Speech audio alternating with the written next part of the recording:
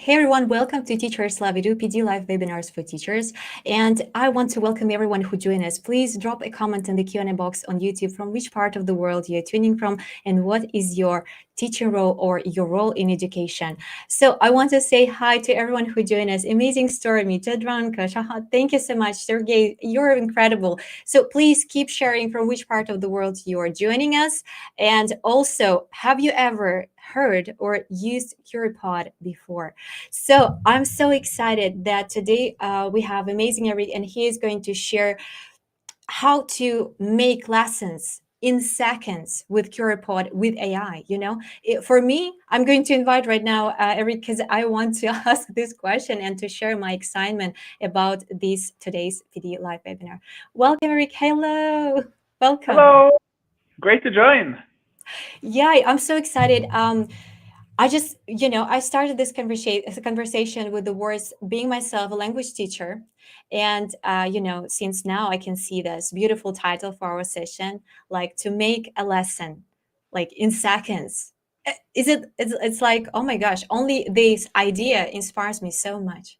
So again, welcome, Eirik, and please give yourself a brief self-introduction and tell me and show us, is it possible to make a lesson like in seconds? Is it It is. possible? Wow. Let me just start off with an introduction. And I see so many familiar faces in the comment field there. So, Yeah. hi, everyone. Hi, For Sean. everyone who's going to ISTI in a few weeks, I'm going to be there. So, reach out to me there. So, Can you tell us the number of your booth? Like, I'm going to be well, there. that was a good plan. You need to give me one sec. Oh, sure, sure. 2157. Two 2157. 157. And actually, I'm going to post. Am I able to? I'm not sure, I but can. I have just Awesome. done this. We are also doing a mixer, an edtech mixer on the Tuesday. You'll find it on my Twitter. Anyone who want to come are very welcome. We'd love Amazing. to meet educators. For those of you who haven't met me before, my name is Eirik. I'm a co-founder of Curipod, and my big passion in life is school. And it's been that since I was like 5 years old. So if you ever been inside the classroom, this was me growing up. You see, my Oh my screen is gosh. blurring out my hand, but it's up in the air. I usually say that I was born with a Hermione reflex, and I'm a big Harry Potter geek. If you didn't catch that one, Yeah. so um, grew up with a Hermione reflex. The second someone asks the question, my hand goes like this. Had a great time in school. Was really lucky. Got to go to a good school where I got to meet a lot of other geeks. So I had a lot of fun in school during my time in high school. I actually founded the Norwegian Quidditch Association, um, Incredible. and and had a really great time. Went on working in education in Norway, and then I got a scholarship to go to Mozambique for a year and be a teacher there. Um, This inspired me amazing. so much. Where when I was scrolling through your bio, and actually you will have the chance to look through it in our Wakefield resource collection, because it's like incredible. That's so inspiring. Like Oh, every I word. had such a great time there in Mozambique, and after that, I went back to Norway, started studying economics, and my first year studying, I met a guy called Jens, a strange Norwegian name. He's the smartest person I've ever met. And my first thought was, okay, I'm going to connect myself to him because if we work together, I can learn a lot of stuff. Oh my Uh, God. so we had a great time together for 3 years, did everything together. We learned together. We did our exams together, all of this. Um, and after working with Jens for 3 years, I learned that he had dropped out of high school. And that came as a big shock to me. Oh my Yeah, God. right. He's the smartest person I ever known. And if you worked in the classroom, you know that me, the one with, I don't know anyone that dropped out. Like we split into different social circles early on. So I never knew anyone that have been thinking about dropping out. And I started asking a lot of questions like, why did Jens drop out? And for him, it was all about agency and motivation. So that as before I go any more into Curipod, that is the big overall goal of Curipod is just to make students engaged and to be able to conduct lessons where Eirik and Jens are engaged in the same lesson. Right? The solution could always be to just do different lessons. We want to make sure they're engaged in the same lesson. So that's a short introduction to me and a short introduction to kind of what Curipod comes from. I'll show you a bit later, but that's the start. That's where it comes from.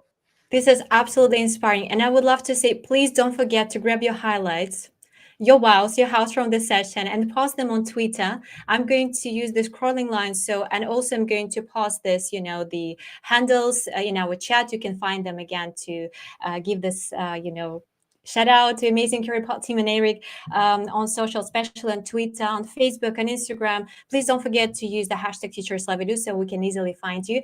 And I would love to welcome everyone who joined us from Facebook, LinkedIn. Hello, Wendy. Yeah, I heard a lot of buzz on your platform. Can't wait to learn more. Yay. Yeah. And big kudos for the orange hearts. They are spreading. That's I love it.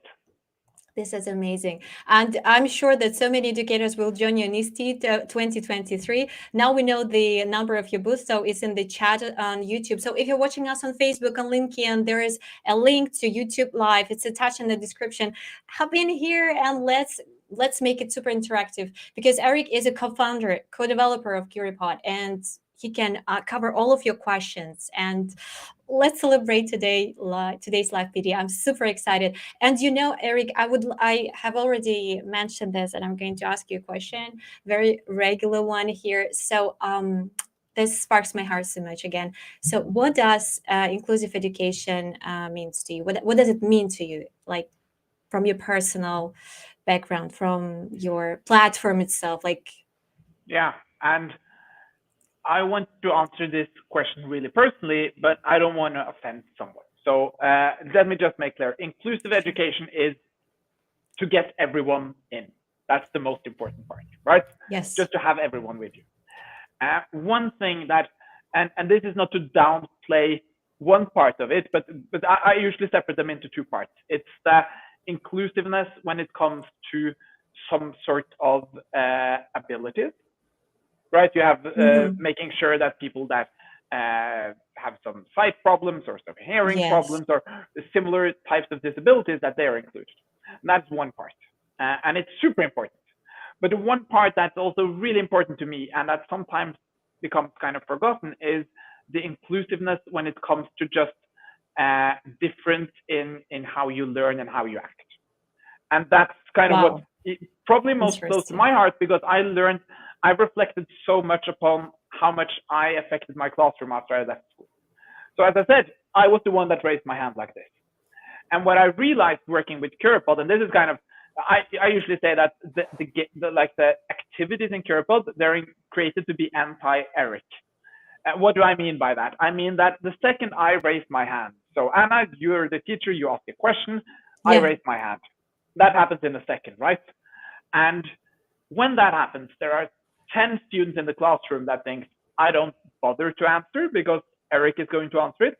And then there are 5 other students that think, I know the answer, but I don't want to answer because since they usually don't answer, Anna is going to pick them.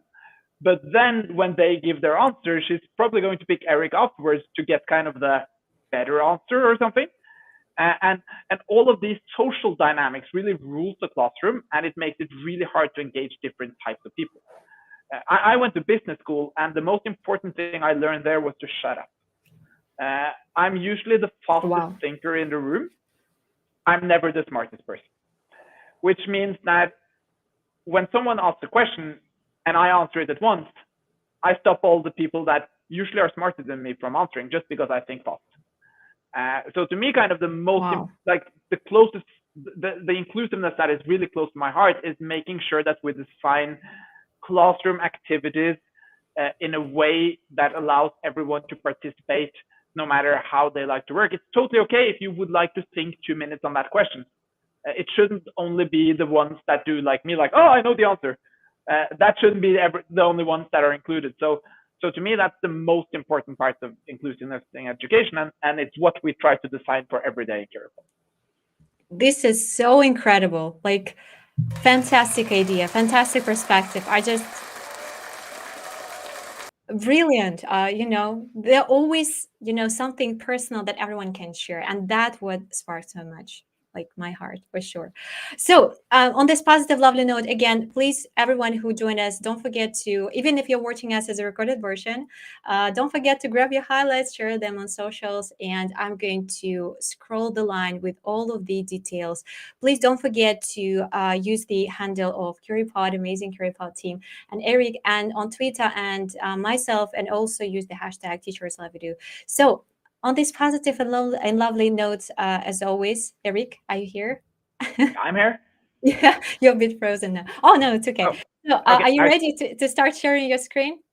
Yes. What I'll do is I think I'll just first turn off the background because I think it takes up a lot of computing power. So As it's so think it might beautiful, yeah. it The or even though it is beautiful, I think it takes up so much computing power that it might slow down my speech. Give me a there are second here. so many orange hearts. I love this part so much. Yeah, so the number of the booth is in the Q&A There box, we are. like for ISTE, for Curipod team. So we can't wait to visit it. Awesome. I look forward to seeing you all there. So what I'm going to do now is I'm going to give you a walkthrough of Curipod. But make sure I can't show you the best part of Curipod because the best part of Curipod is the student engagement. This is And the it's best designed for for sure. students, right? So Yes. so I can't prove it to you. The only way to test it is to just test it in the classroom.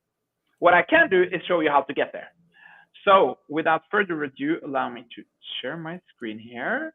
So while you're sharing, there's a comment from Stormy. I really want to highlight it. So great if students are answering without thinking. We are not making progress. Yeah, students should be applying knowledge, not just replicating. Yes. Yes. And that is 21st century skills. That is what we try to build. So do you all see my Curipod screen now? Yes. Now, yeah, it's on the Super.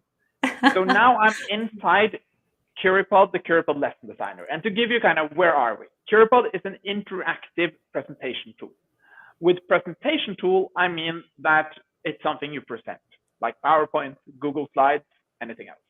With interactive, I mean that the activities you create in it, the students can interact with, like you can in Nearpod or Peer Deck. So all the different types of activities we have in Curipod, they are poll. So fair basic poll, you have a question and you have some alternatives and the students vote. Wow. We have word clouds. You have a question, the students write in their answer, it turns into a word cloud. We have drawings.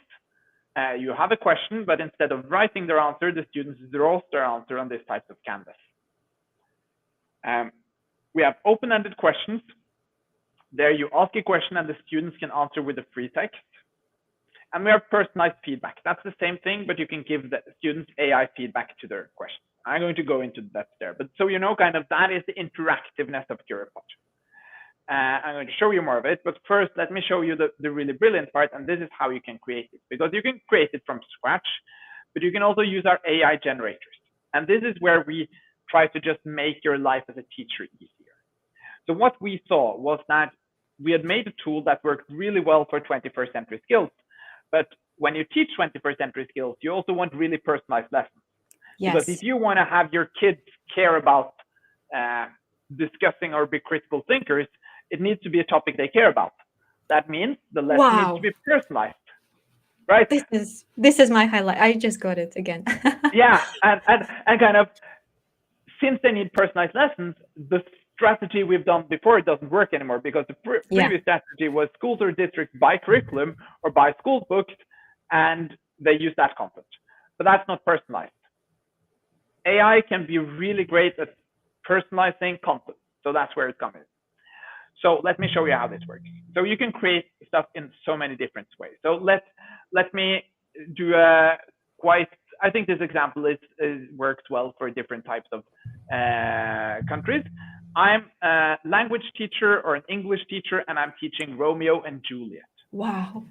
So what I want to do here is I'm going into our generators. I go full lesson because I want to start out with a full lesson, and I go Romeo and Juliet, or maybe actually the balcony scene, Romeo and Juliet, to be a bit more specific. And I set the learning objective to identifying the main theme of the story, and in my country, maybe this is a ninth grade topic.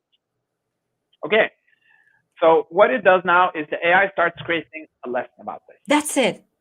That's it. But I'm going to show you how to make that Boom. created. So let us wait while this one is creating.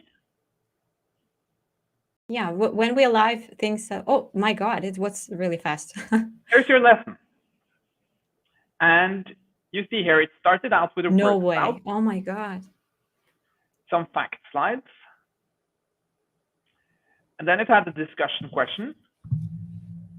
And again, this is where we try to promote 21st century skills. They're open-ended questions. Incredible. It threw in a brain break here. That's a drawing exercise. It would take teachers so much time to create one thing like this. You know, one lesson plan like this. Oh, sorry, I backed out. I'm still processing what you shared, so it's okay. Okay, I'll get back into it. Ooh. That is as you see, amazing. it also saves. That is amazing. Here is my starting point, right? And what I mean with interactive is I can go present, and then I can have my students join in, and then we can do these activities together. And maybe we can try an activity afterwards. But first, I want to show you a few things, because this is just a starting point, right? I want to go deeper. I want to personalize this lesson.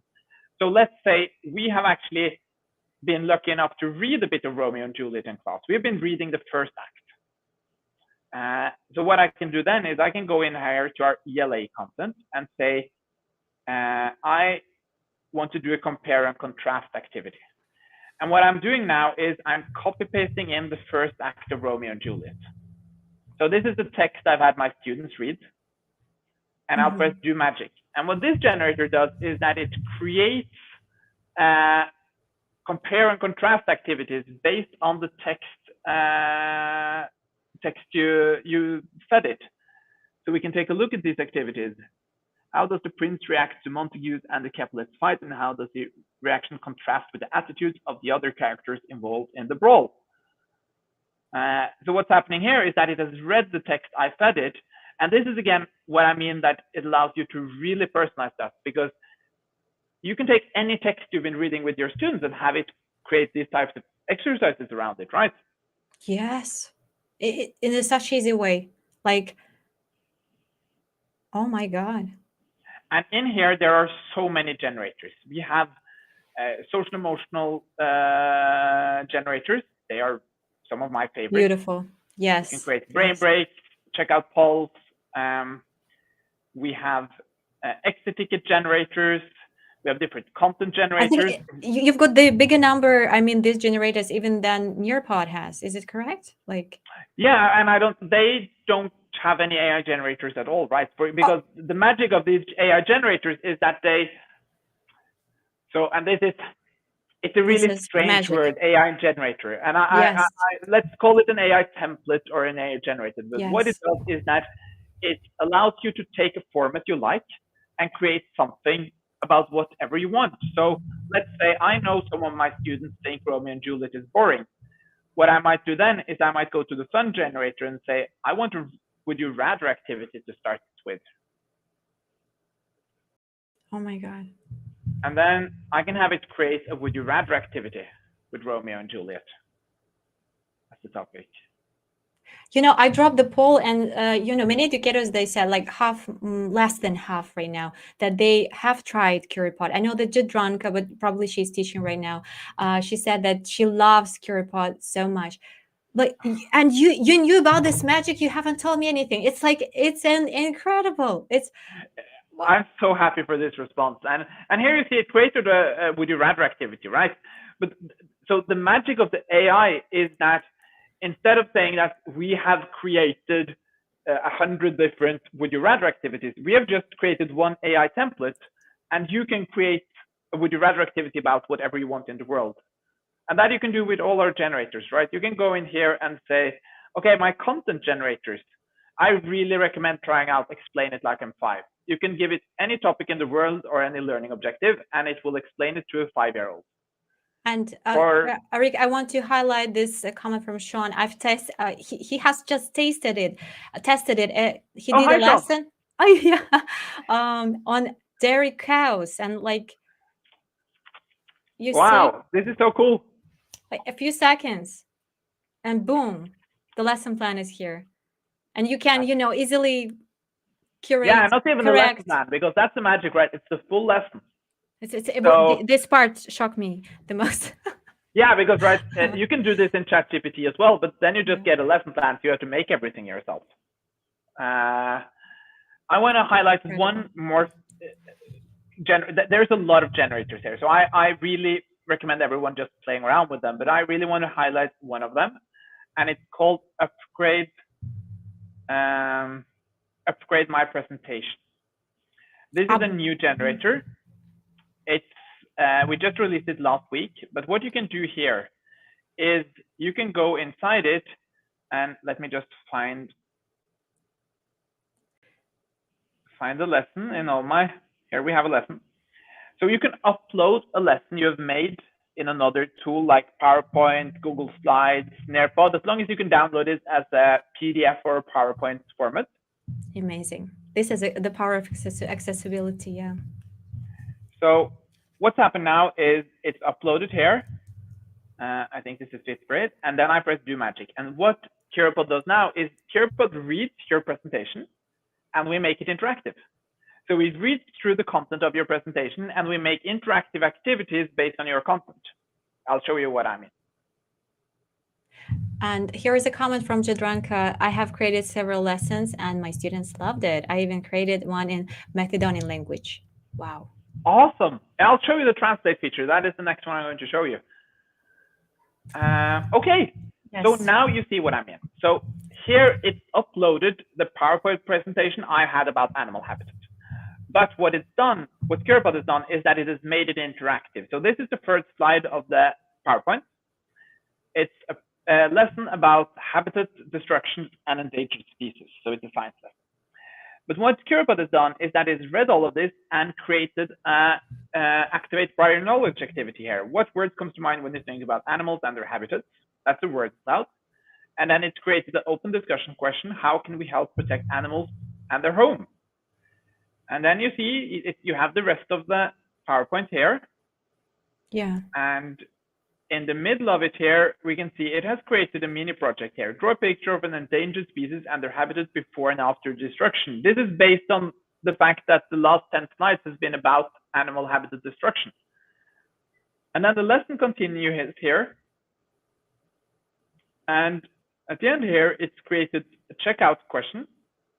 What are some ways that habitat destruction can cause extinction, and why is it important to protect animal habitats?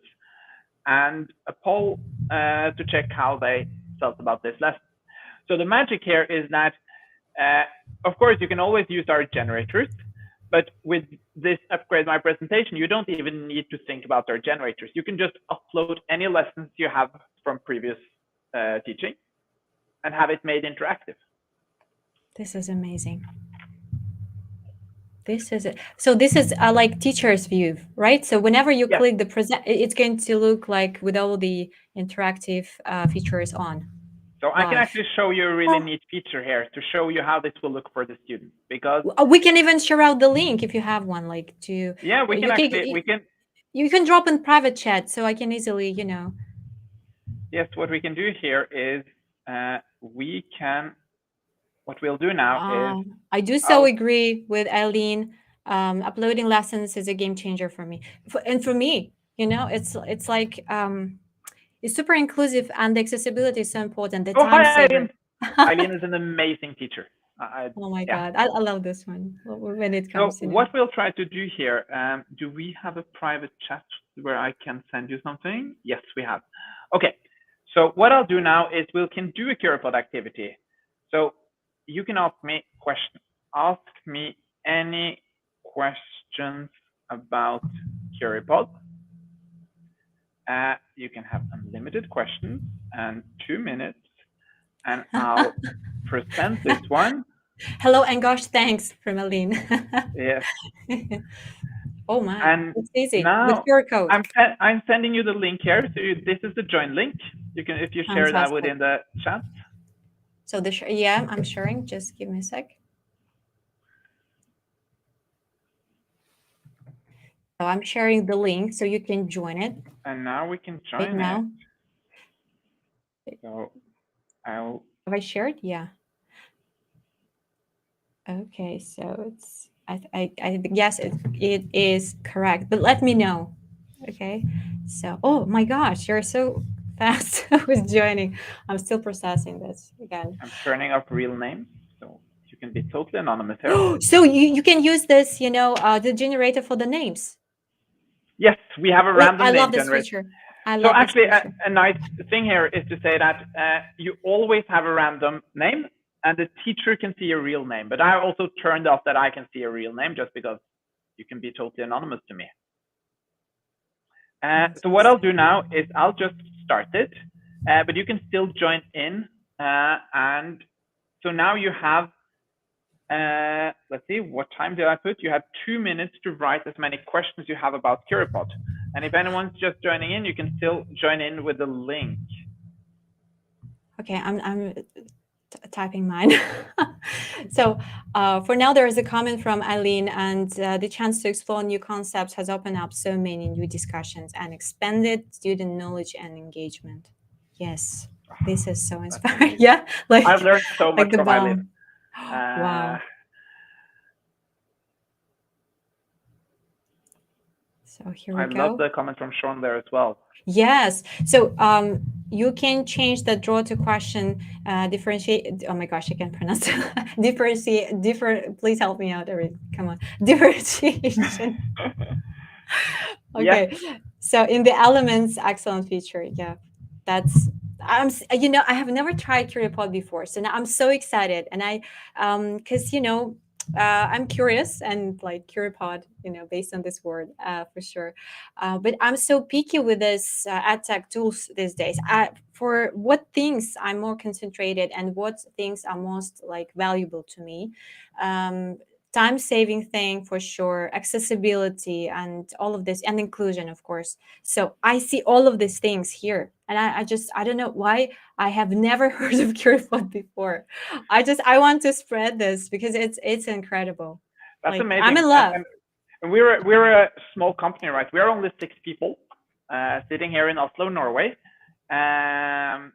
We released it internationally in January. So before that, we've only been in Norway. But we try to build for the not the Norwegian pedagogics, but the 21st century skills pedagogics. Yeah. That's really important to us. So what will happen now is the time is out for asking questions, but now we come to the student's favorite part. But because now you all get to vote for the questions you want me to answer. And this is where we give them agency, right? Because if I just ask the question, it would be the first Eric in the room that raised his hand that got to ask his question. But because we had a timer here, all of you get 2 minutes in your own head to write your questions or your answers if I've been the one asking questions, if that's how I use Curipod. But you got 2 minutes. Nothing was going to happen before those 2 minutes. If you're a fast thinker, you can move fast. If you're a slow thinker, you can move slow. But now you all get to vote, and this is where you get agency. This is where the students get to interact with each other's responses. Fantastic.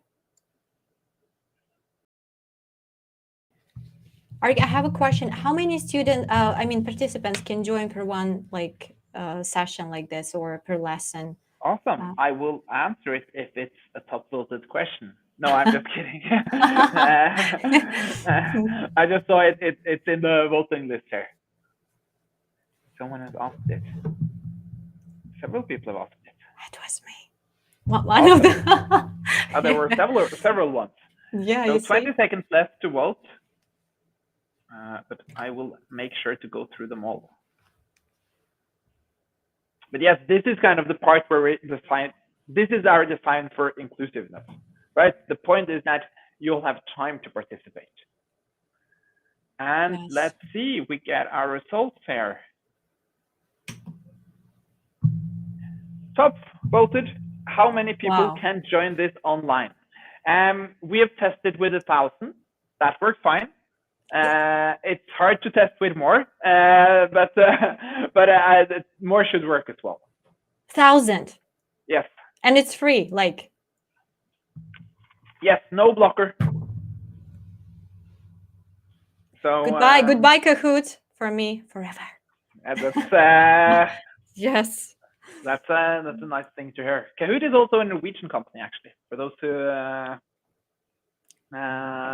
who didn't know. And Amazing. yeah, we don't want a blocker on how many participants that can join, right? Actually, our first product was launched towards universities. So it was like the infrastructure is designed for universities. I mean, like 1,000 students in one webinar. Then we moved into kind of the K-12 space when we got really we saw how much the K-12 teachers cared about their students. We wanted to be a part of that space because we really care about students. But yeah, should be no problem with the 1,000. And let's take a look at the next. What is the best way of using it? So there's a million. Sorry, Rick, that was a question of Sean. Yeah. Good one. Good question. What is the best way of using it? There's a million ways of using it. You can try the AI generated one. You can try the brain breaks. They're really fun. I am going to be a champion for what I just did. One simple activity, open question, but you allow instead of having the students answer a question, you have them asking questions. So what I did now, I flipped it, right? Instead of saying, here's the question about, here's the lesson about Curipod, what do you know? I said, what do you want to know about Curipod? To me, if you want to test out the classroom engagement of Curipod, it's the best way of doing it. Just end your lesson with an opportunity for the students to ask questions and then vote. Yes, reflection. It's incredible. Amazing. Can you moderate lessons? Yes. Oh, nice, Eileen. Yeah, it's actually the first thing we built it for. It was just too complex to communicate, so we haven't communicated it that well. But it's my definite favorite. And I usually, when I do live lectures, what I usually do is wow. I do a lot of lectures on startup. And what I usually do is I don't prepare at all. I walk into the room and I pull up a Curipod and I say, what do you want to learn about today? And I have all the members writing in their answers and then vote. And then I have a list of the 5 top things everyone wants to learn, and I can talk about those. And that means the people are in the room, they care about it. But I've still I've set the parameters in how I ask the question, right? So if I ask what you want to learn about startups, I'm open to answer any questions about startups. If I ask what you want to learn about growth in startups, I've set the parameters. This, I just, you know. I have no words. It's brilliant. Where did you get this, inspiration for that? From where? Like, it's several parts. But I think one part is just realizing how much you can. So first of all, I've done a lot of lectures, and I got bored sick by preparing lectures and figuring out no one cared about what I spoke about. That's boring, right? But they always care, like they're there because they care. So if I rather just open with a question, have them all vote, and then I speak about their top 5 interests, but I can still connect it to everything I want to communicate, right? This is so powerful. And this works in the classroom as well. If you are in a country or state that has really strict learning objectives, you have to go through these 5 learning objectives about animal habitats. But you can still start your lesson with what you want to know about animal habitats. Because then the students get buy-in. Because if you talk about the things the students have voted to the top, they have basically engagement said they care level, about it. High level. Yeah, you see. And you have kind of made them take a stand. And then you can connect everything you need onto those kind of, I call them hooks, right? So I really like that. Yes, you can moderate lessons. It's not shown. It's behind the comment. If you can remove just the comment on the screen, so I can show the toolbar. See,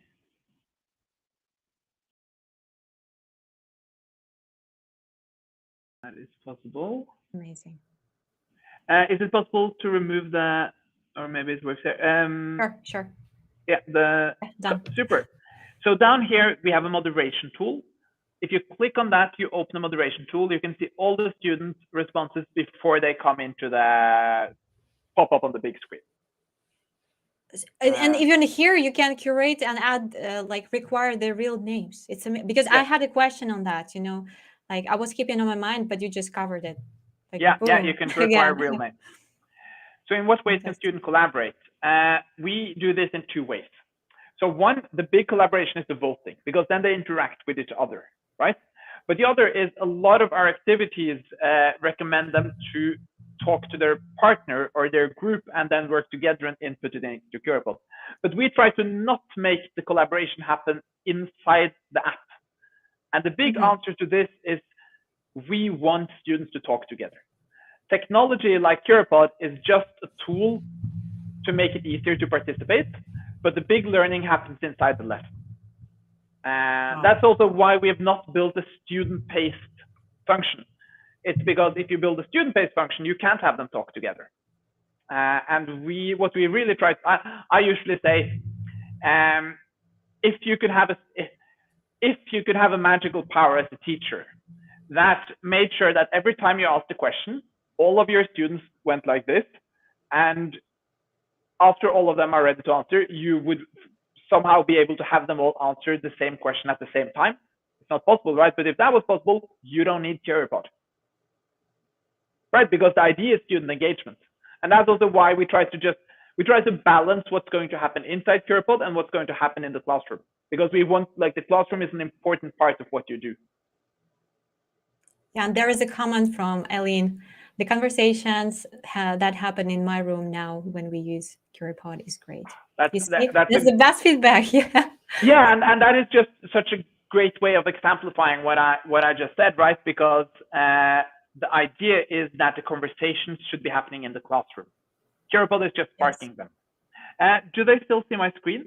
Yeah. Still, now it's let's go through. They cannot record their own voice at the moment, but if you if your device supports kind of speech to text, you can do speech to text to type into Curipod. Wow. It would be. Yes, that's the best way to Curipod. So Curipod, just have fun with it. That's my best idea for everything. Have fun. Just try to create a lesson about something you think is a bit fun to create a lesson about. I once had a teacher coming up challenging me in a booth, and I was a really great teacher, and she asked, make a lesson about empanada. And she typed in empanada, and it made a really great lesson about Latin American culture. So just have fun with it. Oh, I see. I love giving feedback from what I see in moderation tool, as I can give. Yeah, sorry. Here we go. This is a great one. Eirik, I'm sharing with the resource collection, Wakelet resource collection. So please, check the Q&A box on YouTube, and you will see this resource collection. You can learn more about, again, beautiful bio of Eirik. And again, don't forget to grab your highlights. I'm sure I got mine. Oh, actually, because, let me show one more thing here. If I share my screen again, because this is, I don't want to leave you all without showing you this one. Oh, this is amazing! Yay! I want to make sure you have it.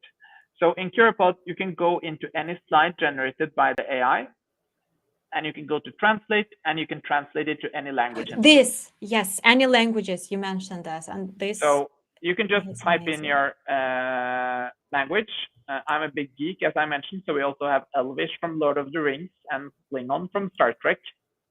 But I just want to make sure everyone see this, that they can, if you are teaching in a non-English speaking country, you can still have the AI generate content. Or if you are in an English speaking country but have some English language learners, you can use this for that as well. That was my and there are point. Like lots of languages, right? Is there a number? Yeah, I think we have every world language, and it just needs to be big enough online that the AI can translate it. That would mean some native indigenous people's languages will not be there, just because there is not enough knowledge about them online. Yes, but sure. I think there is more than 150 languages there. This is fun. I think we're getting closer to the end of our session. I want to say thank you so much, Eric. You're incredible. You're inspiring. And what you just shared, this is like the last clapping part from my side. Thank you. It's been a pleasure being here, and I hope to see a lot of you at ISTE, and we'll be going around the US next year, and then we'll start around the world. We're really curious to meet more of you. Fantastic. Don't forget to share your highlights again. And I can't wait for the second session with you, Eric. So if you have any updates, any new thing, just We'll reach welcome. out. Yes. So thanks everyone who joined us, and stay safe, stay tuned for more upcoming PD webinars here. I'm going to say bye for everyone. Please, Eric, don't leave the room. We are going to grab I'll stay here. and okay, so bye everyone. Stay tuned. Bye. Bye.